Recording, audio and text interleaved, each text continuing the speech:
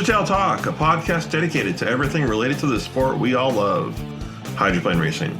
I'm your host, David Newton, and it's time once again, so sit back, relax, and welcome to Roostertail Talk.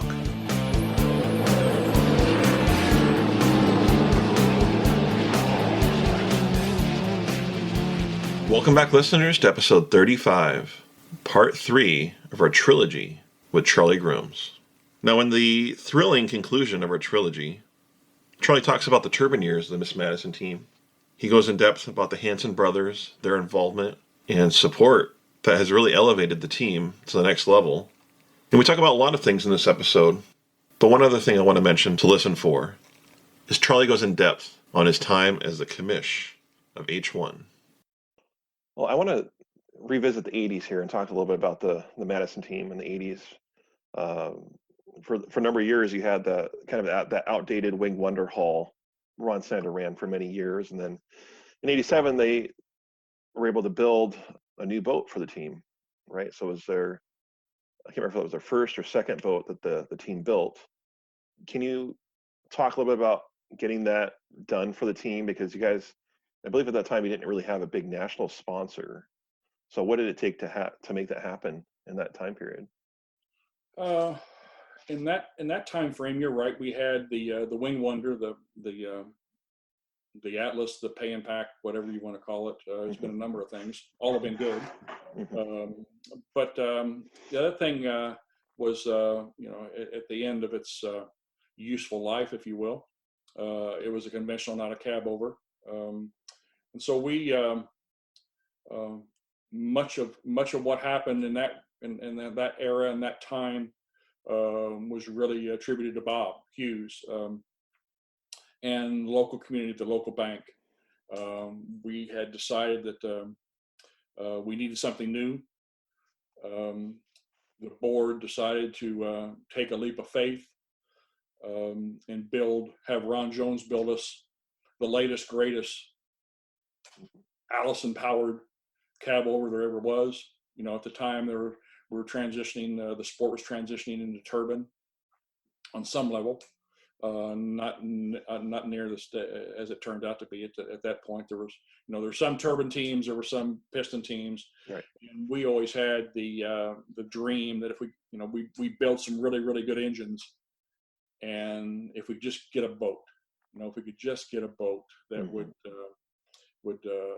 let the engines do what they do, then we could really be competitive. And so the board convinced Bob, or maybe Bob convinced the board, or Bob convinced the bank, or whatever. I don't recall. I just recall that Bob committed to doing it and spending a whole lot of money, and or at least supporting the bank. The bank loaned us the money, and Bob supported that. God bless him. So we had Ron Jones build us a new boat, and so it was it was the highlight at the time of Miss Madison's next big step. We were able to get something that was new, state of the art, and it included our engine. And so we're going to see if we can. I think the goal was to reach 130 mile an hour lap, and Ron convinced us, Ron Jones Sr. And Ron Jones Jr. and Bob Herring convinced us that they could help us in that regard. So we took the leap of faith and built the thing. And classic Ron Jones. It was late, but that was okay. That was acceptable, and we got our hands on what was a really, really nice piece, and we cherished that boat for a long time, and it did us well. Didn't obviously get us to the promised land, but it was a major big step for us in the evolution of Miss Madison racing from an also ran to a competitive competing team. Well, it showed some promise, and it definitely was an advance for the team. I know it was kind of you had some hard times in that first year. You got run over in the pits by Prevost in Seattle, and then it had that double blowover in San Diego. So it was a challenging year. Yeah, but we were late with the thing, and the thing didn't show up, and it was supposed to be there at the start of the season. It didn't show up till late, and we ended up getting it from Ron Jones just prior to Pasco. Took it over there and really showed promise. And then we obviously ended up going to Seattle with it and getting run over by Prevost. So it was okay, back to the shop, and luckily we were there in Seattle, but back to the shop and repair the thing. So that was much a challenge, but I think the real focus at the time was Bob shaming Mel Larson and Bill Bennett from Circus into what a stupid ass John Prevost was. Not that he really was, he wasn't, but that was the that was the deal. So you owe us for his stupidity, and so sure enough, they paid us some money. Oh wow! Yeah, they paid. Wow. Circus paid us some money to get the thing rebuilt, and so that was that was Bob Hughes being a classic Bob Hughes being Bob Hughes. Yeah. So he had a tiger by the tail, and he was going to fight tooth and nail to get us some cash, because we were obviously strung out. We were over budget and we were late, and it was on borrowed money from the Madison Bank and Trust Company. So Bob did his thing, and they paid us some money. I think I remember the number, but I don't know if it's accurate, so I wouldn't want to say, but it was more than a few $1,000. Yeah. So we were able to repair it, and then we ended up taking it to San Diego, and you obviously know what happened there. So that wasn't one of our better times either, but people still see that and it's like, wow. So in the saltwater, and Ron Snyder, I think that was his actual first blowover. Okay. May have been, may not have been, I don't recall, but obviously it was a very spectacular thing. So into taking the boat to Las Vegas the following week and sinking it on purpose, try and get the salt water out of it. So I've seen pictures before of it, and there was for years I was confused, like why was the Miss Madison on a crane getting in the water in Vegas? But it makes sense, they're trying to get the salt water out of it. Yeah, we felt like we couldn't race it. I think that's when Cooper actually substituted for us. Yeah. The U3 Coopers Express ran as Miss Madison, as my memory. It may not be good, but that's kind of my memory. We took it over there, and we took all the deck hatches out of it and everything we could out of it, and we took it, put it on a sling, and threw it out of the water, and with buckets, we did our very, very level best to sink it and flush it out. It was a telling time in our relationship with Ron Snyder. Yeah. Bob's I guess Bob's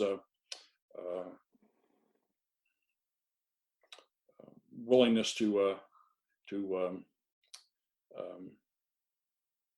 put up with Ron. I know that was a crazy time in one of our crazy times in our history, because Ron had been such a good pilot for us and such a great friend to all of us. But Bob's, I guess I'm struggling for the right word to the right adjective to call it. But Ron had never really been in a cab over, especially under a lid. Right. And so there was questions about whether he could or couldn't do it. And the crew always thought he could, and Bob questioned whether he could or couldn't. So it was a kind of a tumultuous time, in addition to all the debt that we had, the fact that we crashed the boat, and the relationship with Bob and Ron became precarious. So it was a kind of a crazy time for Miss Madison at that point. Well, the team later decided to switch to turbine. What made the deciding factor to switch to turbine, and how hard was it to convert the boat over to turbine? The decision to do it was driven primarily by Ron Brown. At that point in the history of the Unlimiteds, it was pretty widely recognized that the future of our sport was turbine. We had been through a transition period, not us, but the sport had been through a transition period, as I mentioned earlier, about some guys with piston, some guys with turbine, and the turbine was starting to get more reliable and more consistent. And so we felt like we need to step up. and we were having more success in the sponsorship realm at that time. We were having better success there. And I think for whatever the reason, we'd always had a great relationship with Bernie. And Ron, I know Ron Brown was the driving force behind you guys need to convert that thing from piston to turbine, and let's just do it in our shop in Tukwila. And so, well, we didn't have any money. We had debt. We hadn't paid that off yet. We didn't know anything about turbines. We're all piston guys, and didn't know anything about turbine, let alone about converting a boat that was designed to be state-of-the-art piston that, 2,260 pound Allison versus a 600 pound turbine.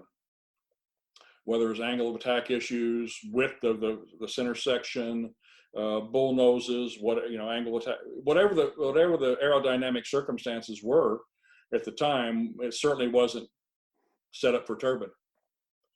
And so we decided. Bernie said, "Come on, let's do it." He funded the deal. We had to pay him back, but he funded the deal. And so we hauled the thing to Seattle and threw it on the floor in the back of that shop.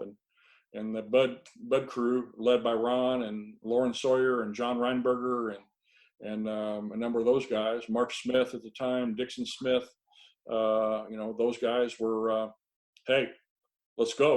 It's what Bernie wants to do and what you guys need to do. And so we did it. And they led the charge. I mean, we didn't know what we were doing. And they helped train us. The time, that's when Mike really got involved, Mike Hanson. Snyder had left because of what I'd mentioned earlier regarding the circumstance. We needed a boat builder. Mike came in, and that was the advent of Mike. We hired Larry, Mike's brother Larry, and Larry, we had Larry sent to Seattle. They lived in Seattle anyway. Mike and Larry they moved around. They'd done some work for John Prevost and had lived in different parts of the country doing different boat projects. But for the most part, they were Seattleites, and so they helped us with the transition, and we invested in Larry as our engine guy, and Tim Ramsey trained Larry on to be our turbine mechanic. So Mike was our boat guy. That was a major change for Miss Madison. Primarily, we had others farmed out the boat work. We just were a bunch of engine guys on that Allison.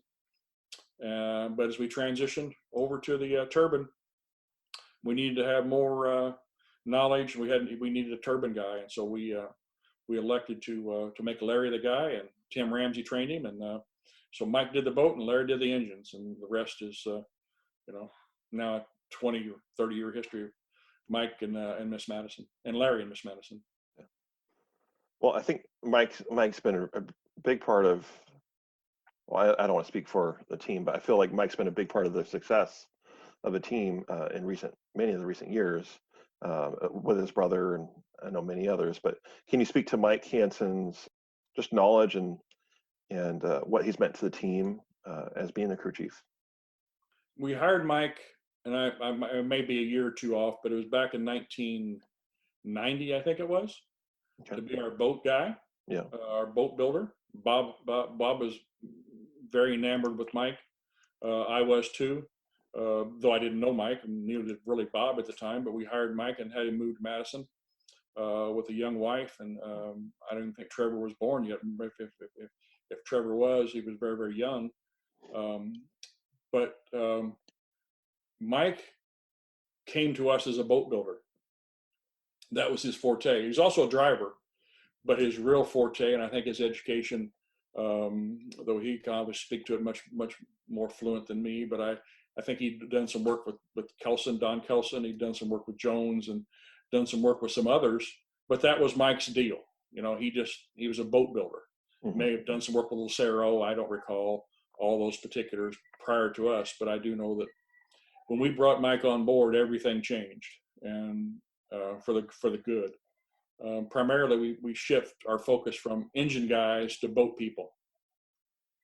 And so, yeah, Mike's been a godsend for us. A career that's been up and down and back and forth, and with the team and without the team and those things. But for the most part, it's been nothing but a extremely positive, good relationship. It's like every marriage; it's had its challenges along the way. But Mike learned a lot. We gave him free run of what he needed to do. Bob supported that. I did the sponsor stuff. Mike did the boat. Larry did the engines. We had a bunch of supporting cast with us, and it was a great thing. So it's hard for me to view Mike any other way than positive. But I also whenever I'm asked a question, I certainly will never ever not mention Mike without in the same breath mentioning Larry. They're just two peas in a pod. They're daylight and dark, different wise, personality wise, work ethic, much the same. It's been nothing but great to see them grow with us, and even when the times when we all got pissed at each other and they left or whatever, it's a testament to our respect for each other. They were just phenomenal guys. Have learned a lot. We've learned a lot from them, and I think without question they are key components. Bob would be the key component, but you throw Mike in there with Larry, Steve David, Bob's support, and me trying to take care of the sponsor, and that's what elevated Mike and Larry elevated Madison from, and also ran to a highly competitive machine that is now much of what we do and what we learned when we transitioned over from piston to turbine was the Budweiser way. Mm-hmm. And we couldn't afford to do it at the time, and it's been much of a challenge for us. But as I look back on it, we were all trained by Budweiser, including Mike, in many respects, and we followed that motto to a T. And it's been a real reason, and probably the key reason behind our success insofar as achieving our goals, which our goals have been for once we got this, not the new boat we have today with the 07 boat. It's been consistency, start and finish, and let the others make mistakes because we can't outspend them. We certainly couldn't outspend Budweiser. Fred with the Pico and Steve Ulmer with the Winston Eagle, those guys, they obviously had sponsors and had us, very much outspent, if you will. But we were slower, but we were consistently start and finish. And so the Budweiser way and Mike training us on all those things are led to very few failures. So that's been kind of the one of the trademarks of Mike, one of the trademarks of our team, and one that's led us to much of the success that we've had has been we just didn't make that many mistakes. Quite an achievement that everyone's pulled together and done. It's been fun to see what Mike has done for the team with his brother Larry. Yeah, Mike, transitioned well from a boat builder to a driver, and then from the driver to the crew chief, which I think was something that Mike was challenged by, the crew chief thing. That was new to him. Mm-hmm. But I think he did a great job there, and now widely recognized as one of the better ones. But that's he's been doing it a long time and has earned that right. So we're glad to have him part of our team. Yeah. There've been a number of crew chiefs in our world, but Mike and then even Larry. Larry was a really good crew chief, and I'd have to give certainly some shout outs to Larry. Larry's a perfectionist, and as we all call him, he's a perfectionist. He's a pain in the ass, but we love him. Well, sometimes you have to be a pain in the ass to be a perfectionist, I guess. I don't know. Go hand in hand in some Yeah, ways. Larry used to just bitch and raise hell at Mike because Mike would, you know, um, Mike would want this clearance in the engine, would want to make this horsepower versus that horsepower. And, Mike was always the competitive one. We got to go faster. We got to go faster. And Larry was saying, well, yeah, but I'm always the guy who's got to repair it. So when you tear it up and break it, you're not fixing it. I'm the one who's got to fix it. So that brotherly love thing, was there back in those days, and it's continued throughout their entire career with us, and continues today. Even today, it's the brotherly love thing with those two. But it's been a fun thing, and we dearly love them both. Well, I want to talk a little bit about some lean years that the team had in the 90s, particular. I can think of. There are some years where it was pretty much the only show you guys put on was there in Madison. And if you made the rest of the season, it was a pretty big struggle for you guys financially. I was just curious, how were you guys able to, it takes a lot of money to put one of these boats in the water and get it to run. How were you guys able to make that happen in those lean years without sponsorship help? We had a couple, I guess, for lack of a better word, a couple guiding principles that we live by. And that was that we never lost sight of the fact that we were there to promote Madison. We're owned by the city. And you can debate what the real value of a hydroplane promoting a city is. That's a whole different subject that I certainly don't want to get into at this stage, but it's a debate that you could have. Okay, what is the real value of a hydroplane promoting a city? But irregardless, we never lost sight of the fact that that was the goal and objective. And so when the lean years came, that was always one of the goals and objectives, is to meet the criteria. And not Bob only had so much he could support it with. The economy at times was good, bad, and indifferent. And so we went through a circumstance where if it fit the criteria promoting the city, we would, quote, take the risk and do it. That's why, a number of times we just did Madison and maybe Evansville or Owensboro or some things that we felt like really added value to our real goal and objective. And Seattle, racing Seattle or racing San Diego or racing God knows where it may be, didn't bring as much value. And so we were not going to go spend money we didn't have. We obviously, much to the dismay of many, we've never gotten any money from the city, no tax money from the citizens ever. So, we've got some in-kind things, if you will, but we've never got any tax money. So we had to live within a budget and live within a financial circumstance that made sense, but yet still achieve the goals that we felt like we needed to do, or we could lose it. If we didn't do something to try and promote the city, then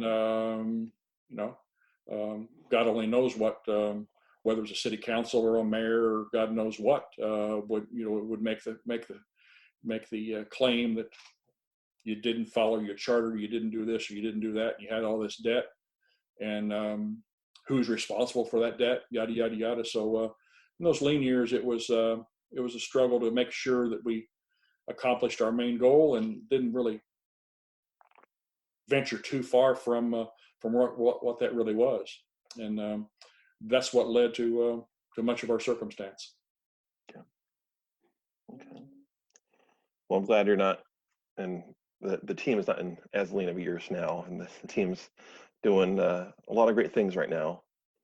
But back 10 years ago, one thing I was curious with is back in 2010, you were sponsored by Alberto, and in Seattle, Kaylee Perkins came out and tested the boat, did some runs.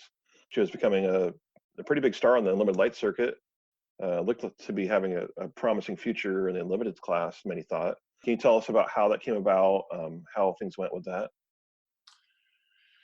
Yeah, we certainly respected that league, if you will, and we certainly respected Kaylee and her accomplishments. Much of that was driven by talk within our organization that it would be beneficial for all of us to try that, see how that was going to work.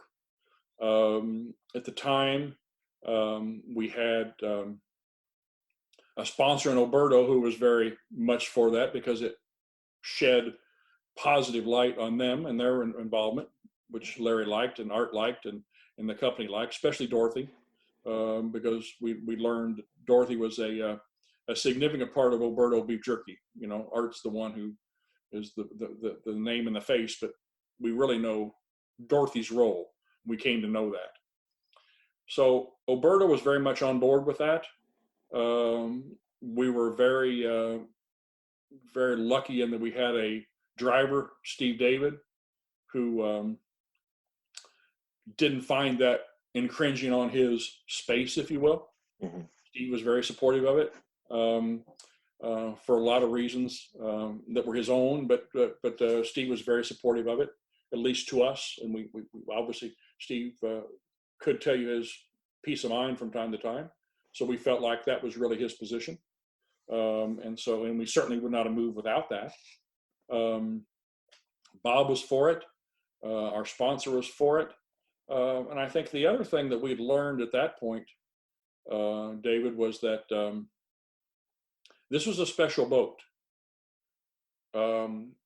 We had, when we bought the boat or had it built, with the blessing of Larry and Oberto, we ran the dog stuffings out of that boat.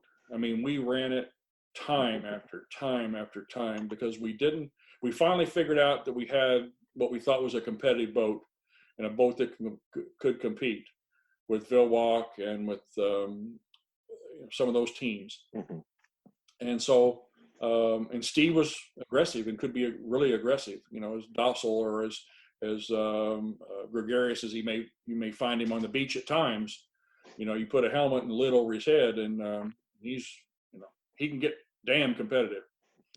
And so we had a boat that we just run the dog stuffings out of through propellers and gearbox combinations. And so at the time we had Jimmy Gilbert was a part of our team. You know Jimmy.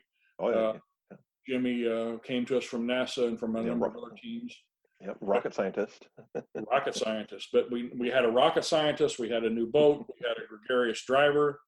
You know, it's a long-winded story, but you asked me the circumstances regarding Kaylee. Yeah. And it really was a conglomeration of all of our efforts that we'd gotten a boat. Jimmy was phenomenal with data acquisition and giving us good data and analyzing that data. And so we knew everywhere what to run, what not to run.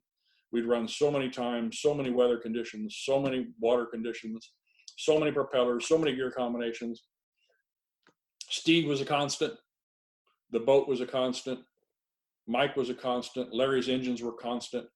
And we figured out, okay, we got this thing figured out. So make a long story short, all the stars aligned. Kaylee was there. And I think the thing that really kind of made us all feel good was there can be no downside to this for us or for her.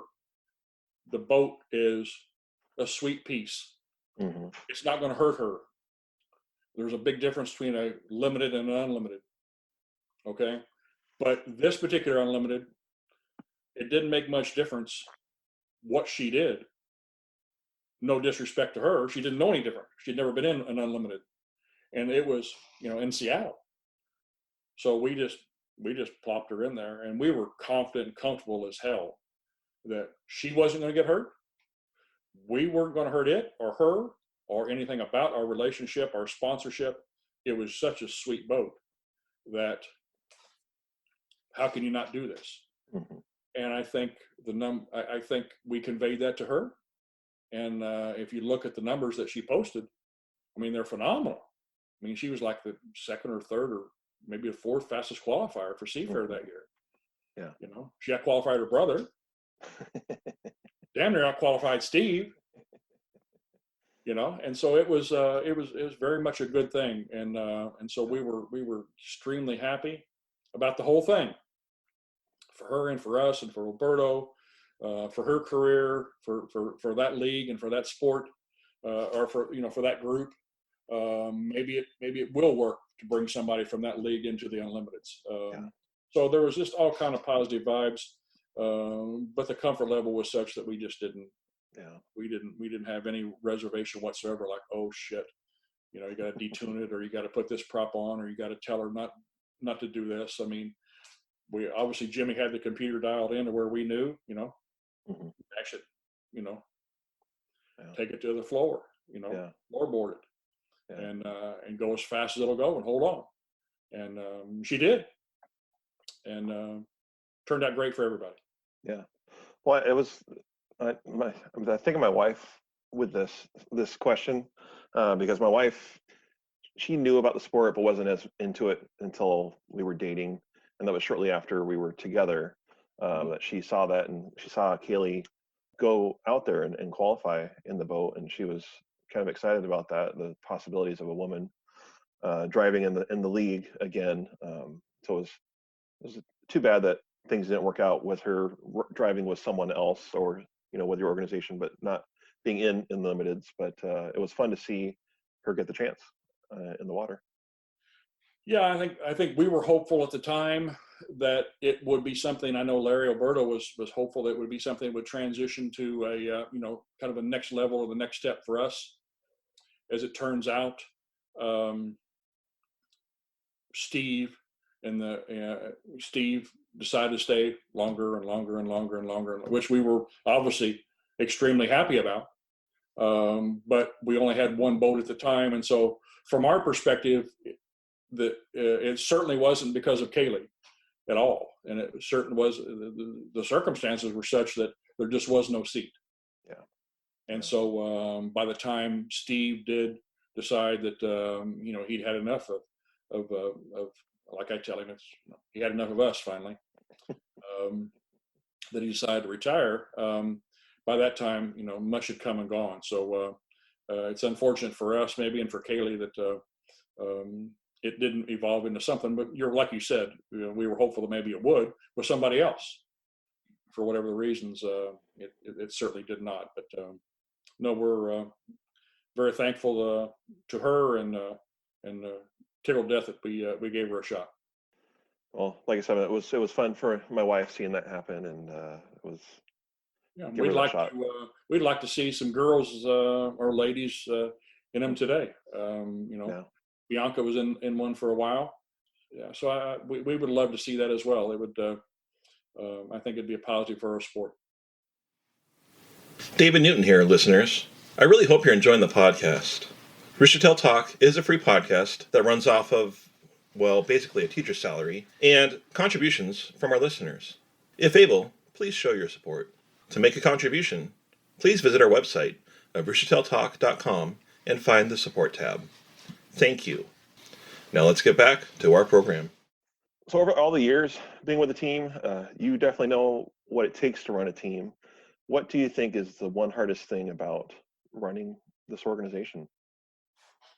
I found that the real challenge and the real success or lack thereof is directly proportional to finding the right type of person to do the right job. Many people find this sport cool. They find it awesome, intriguing, challenging. It drives their ego. It makes them feel good in many, many ways. But to put together a quality team and even a championship team, the challenge is always there to mate the right skill set with the goal and objective that we're trying to accomplish. And by that, I mean, it's presumptuous to assume that because a guy wants to volunteer and he's a mechanic, that he's going to be good on the engine, for example, or he's a good computer guy, so he'll be good with X role on the team. Yeah. I've just, and Big John Humes taught me this years and years ago. Irrespective of what they bring to the team, when you can find that match, that perfect match of what they like to do, and it fits what you're trying to accomplish, you're golden. One of my classic examples is a guy who was a school teacher on our team, who was a computer geek, total geek, was extremely articulate, extremely, really, really good at computers. And I spent an hour with him or two with him. Yeah. And asked him what he did, what he liked to do. And I made the decision. I said, well, how do you like building crankshafts? This is back in the Allison days. What do you mean building crankshafts? I don't think about what's a crankshaft? I don't think about them. I said, well, I need somebody to build a crankshaft. And I need you to figure out how to build that crankshaft. Turned out to be one of the best crankshaft builders we ever had in the Allison days. Yeah. But what it taught me, and what John taught me, was you found something that the guy really liked to do. Maybe not what he necessarily did. The conventional wisdom was, well, he's good at computers, make him a computer guy. I found, no, find out something that really makes him excited, happy. And when you find that, if it's in his realm, that's okay. I prefer it not be in his realm. I prefer him to, a smart guy, to give him a challenge outside his daily routine, his daily mundane things. Mm-hmm. It's new, it's different, it's exciting, but yet it fills a need within the team. And so I've always done really good job. And the classic example today is Mark Hooten. Mark runs the purchasing for much of the Corvette and the Camaro for General Motors. What's that got to do with being a PR guy or being a media guy? To me, they're kind of opposite. Okay. Yeah. He's involved with purchasing. He's involved with vendor relations. He's involved with things that have to do with General Motors. That's his day job. Mm-hmm. I found something that he likes to do that's not his day job. And he and Julie are absolutely phenomenal at it. But he's just one more example of, for me, the challenge is to find somebody that may not do what you do on a daily basis, but fills a need within your team. Jimmy Gilbert's a little bit different because Jimmy's a mathematician and that's really kind of all he knows, and we have a real need there. But whether it comes to budgetary items, whether it's acquisition of other items, or things outside of the normal day-to-day business, I'm always looking for people that want to do something different than what they do. And if they're smart people, it'll really, really work well. And mm-hmm. That's been kind of the key part of our talented members of our team. It takes one thing to get people to be willing to do something, but it's another to find a niche for them to appropriately do it. And yeah, because they're thinking, well, this is all a bed of roses, and I love to do this, and you love to do that, and they find out pretty soon it's really not. It's tough. Nights, weekends, all hours of the day and night. You don't eat well. I think you know the challenges of the sport. Oh, yeah. So I'm preaching to the choir there. But when you find somebody who really enjoys something that really adds value to your team and it is not in their daily grind or routine, they seem to really enjoy coming to the shop and doing something different. I'm tired of doing X, Y, Z all day long every day. I get to do something different and be creative, and so I found that to be really, really helpful, and I'm cognizant of that all the time when I'm looking for people. Well, one thing I didn't touch on in this interview before we go, I want to talk a little bit about, you've done a lot of things that are kind of behind the scenes for the organization with H1. I know for a while you were kind of acting commissioner, played some pretty important roles for the organization. I wondered if you could speak to what you've done for that and what your time in doing so has meant. You'd asked a question earlier regarding what was H1 need to do, or what's the future, or whatever the question was, with regard to the future of H1. I viewed my time, I've always been intrigued with the business side of motorsports. And in all the years that I've been involved, as I mentioned earlier, I've really been enamored by the sponsorship side, but the business side of our sport, I was never really involved much in. Bob Hughes was very much involved with that. Bob was always on the board of directors of H1 or the URC or the UHRA or whatever it was. Bob was on the finance committees and worked with Bernie and all those guys. And so I was never really a part of the inside of H1. I was with sponsors and with the team, but I was never inside of H1. And as Bob's health started to deteriorate, he encouraged me, gave me the time and the effort and the support to venture into the H1 world, or the UHRA or HR, whatever the numbers are, the letters are, whatever the term is now. But currently it's H1. We'll just call it H1. Yeah. And so I felt like I really understand. I really understand the sponsor piece. I understand the budgets of our team and what it takes to run a championship level team financially. What I didn't understand was the real role that the sites play and the real role of H1. And so I made the cognizant effort to get more involved on the board level, which I did a little bit initially. But then one of the things that really happened to me was Sam Cole. Sam's from Madison. Sam and I have been good friends for many, many years. I think the world of Sam. I've got the utmost respect for Sam in many ways. But he brought me in on a level on his executive committee that allowed me to start to learn the inner workings of H1. So I was able to, with a business finance degree, I understood budgets, I understood contracts, I understood all the business side generally, but Sam exposed me to that.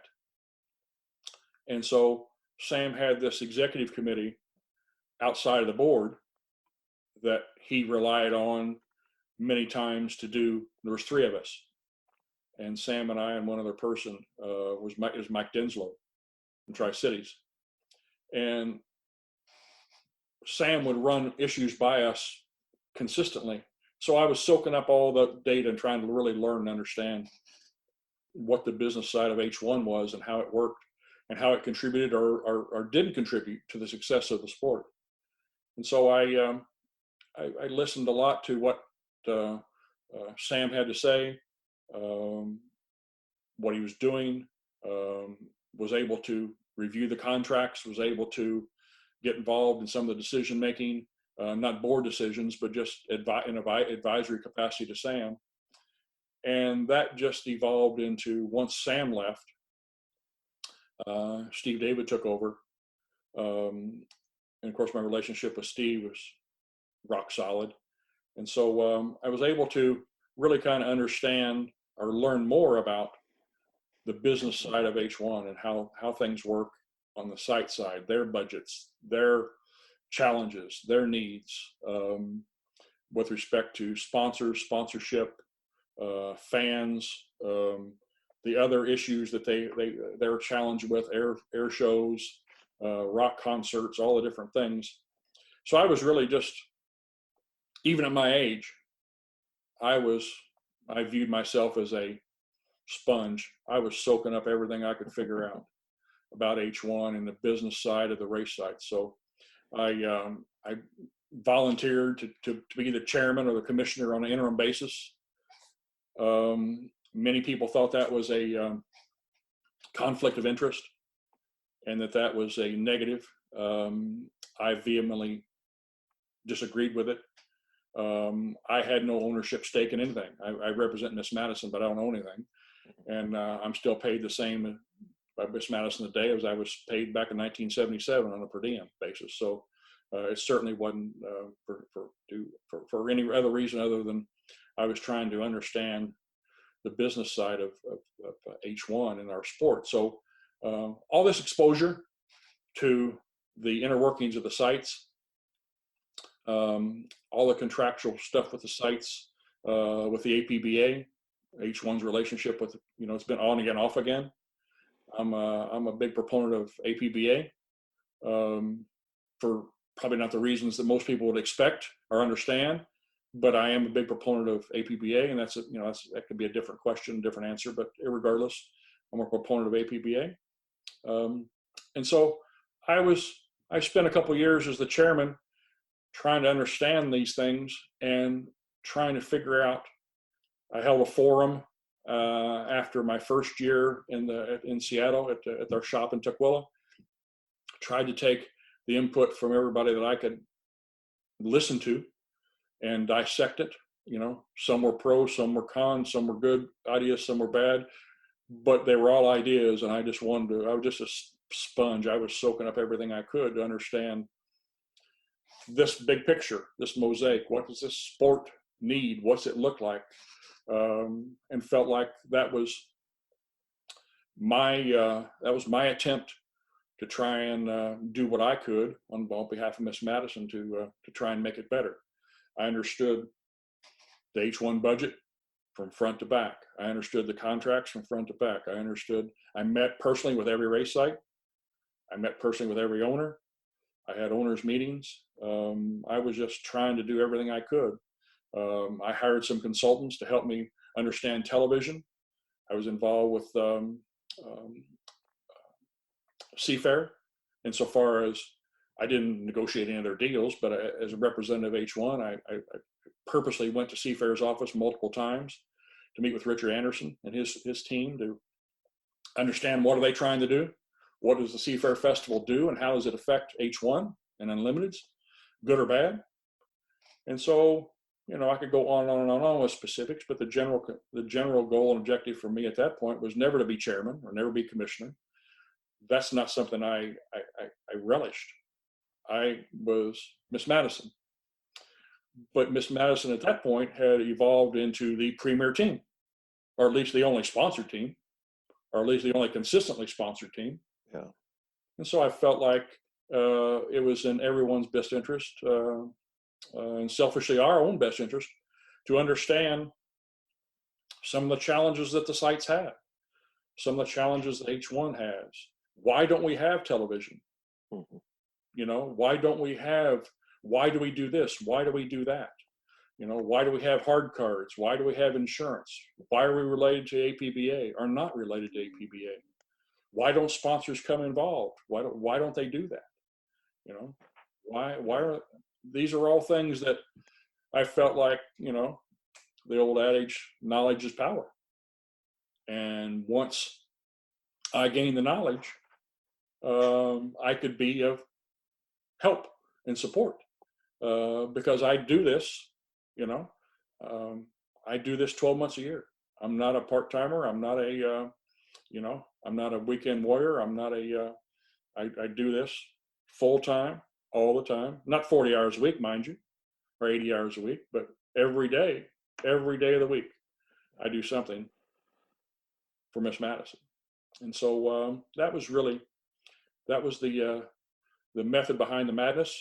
And I was tickled to death to turn it over to somebody else, and was hopeful that somebody, whoever they were, would take the ball and run with it and take it to the next level. That obviously hasn't happened, but that doesn't mean it won't. And who knows where that will all lead. But right now, I'm really happy that I understand the site's perspective. It's easy to call up Katie in Gunnersville, or Matt in Madison, or Kathy in Tri-Cities, or call up Seattle, and or call Jim Kidrick down in San Diego, and have an in-depth conversation about what are the challenges. And so that's been rewarding, fun, and something I look forward to participating in maybe on some level in the future.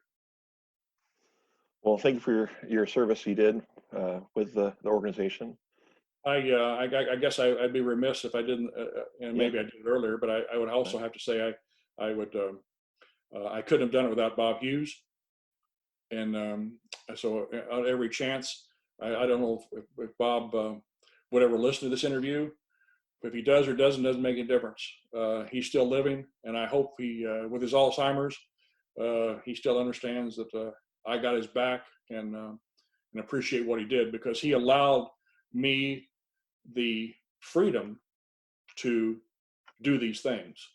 They were a passion, but his commitment to our team and to our sport allowed me. I worked for him.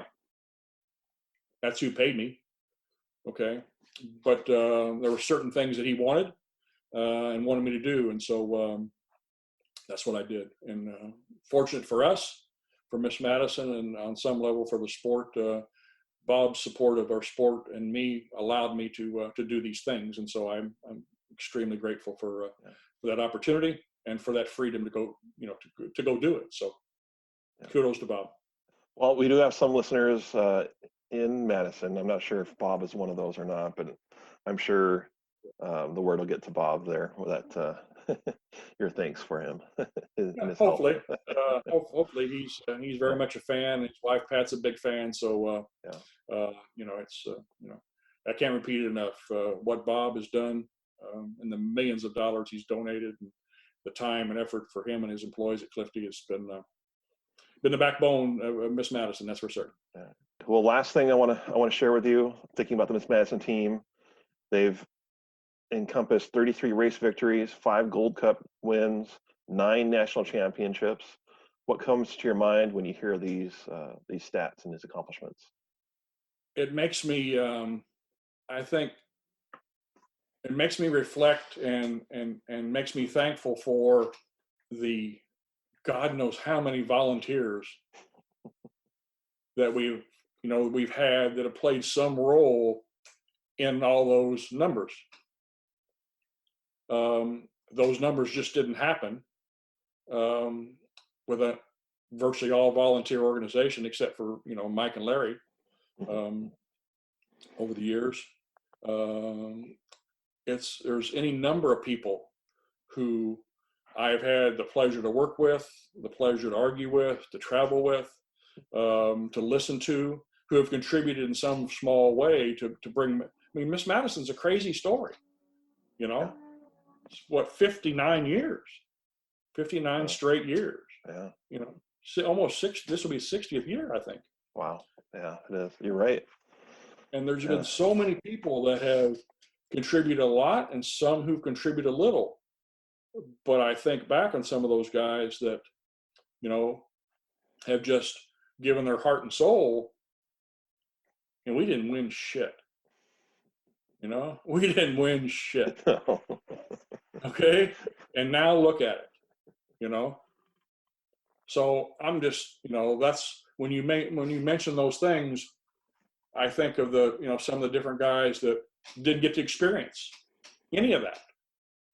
The 71 thing maybe, and the 83, but certainly many, many, many of them never got to accomplish any of the national championships. Right. So those are the things that make me go, wow, this is kind of, it is what it is. It's not curing cancer, certainly, or anything of any kind of on that level. But for what it is, for a little 2-bit Indiana town, put together a racing team at the highest level of its category, if you will, I mean, we're not racing John boats here. These are pretty sophisticated pieces. And there's been a lot of people who, who have contributed along the way. So I could go on, but the gist of it really is when you mention all that stuff, whether it's the drivers, whether it's the crew members, whether it's Bob, whether it's the sponsors, whether it's the fans that came and bought the T-shirts. I mean, we'll sell, I don't know how many numbers wise, but it's well up into the thousands and thousands of dollars worth of T-shirts every year. The fans that buy the stuff, $60,000, $70,000, $80,000 worth of T-shirts a year. Wow. Well, they're loyal fans. Yeah, they're loyal fans that spend. We'll sell at least 60,000 of T-shirts. Man. To me, that's a tribute to these people who have built this organization into whether it's on the beach, whether it's on the water, whether it's the movie, where we didn't touch at all on the first black crew chief, first black that's right member of our sport at all. Was the guy who trained me. So I mean, it's it's all relative, but it's kind of crazy. Yeah. It's kind of crazy to look back on it and think, wow, those are the numbers. But wow, what happened to achieve those numbers is pretty crazy. Yeah, pretty crazy. Thank you so much for your time, Charlie. It was great talking with you. I look forward to seeing the team this year. Well, thank you. We're very excited about Home Street Bank and Goodman Real Estate and their charitable work, which we're finding a new thing for us. But I think that'll be a new wrinkle, one that we haven't experienced much of. But I'm extremely gratified from Mr. Goodman that he's chosen to do it. And so we're going to add one more thing to our recipe and our resume of things, whether it's racing on the water, or whether it's doing things on the beach, whether it's our display boat program, whether it's competing at the best level we can, whether it's helping the sport through Tukwila. Now we're adding one more thing, which I'm really grateful for, and that's a charitable contribution to what we do. And so, no, I couldn't be no more than bullish just because of what Miss Madison is, what it's become, and all those that have contributed to making it work. Well, thank you for all the hard work you do, and hope to see you this summer out of our homes. I want to get to the lake. Okay, all right. Well, hopefully, we'll do Tri-Cities in Seattle and San Diego and have some fun. But stay well, keep safe. Thanks so much for your time, and look forward to seeing you in Tri-Cities. All right, I'll see you there, man. Take care. Okay. Well, I hope you've enjoyed our episode. Make sure you come back next week to listen to our next episode. We release new episodes every Tuesday at 5 a.m. Pacific Standard Time. Also, don't forget to hit that subscribe button on your podcast player, as well as rate and review your experience. For more updates on Hydro News, check us out on social media. We're on the major players, Facebook, Twitter, and Instagram. Roostertail Talk is also online with our website, www.roostertailtalk.com. On the website, you can sign up for an email subscription list to get notifications on upcoming episodes, Hydro News, podcast updates, and much, much more. Finally, this is a free podcast to all of our listeners. And if you're really enjoying your experience and want to help us to continue to grow and expand, please donate. You can find a link to donate through PayPal on our website through the support tab. So until next time, I hope to see you at the races.